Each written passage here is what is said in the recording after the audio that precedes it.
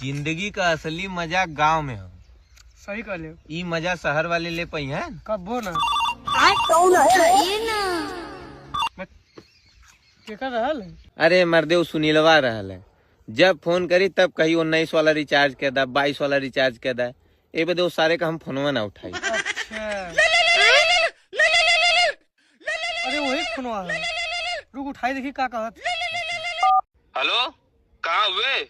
अरे ये रहली घर में। आओ चल चले जा बाजारे बिरयानी खाए। अच्छा ठीक है, रुक आवत थी। और इस सरवा लगा था यही बदे हमरा मोबाइल अब करा था का फोन देख देख उठ कर रुक लगाई देखी का कहा था। अरे यार सुनील फोन करे तले अका। हाँ।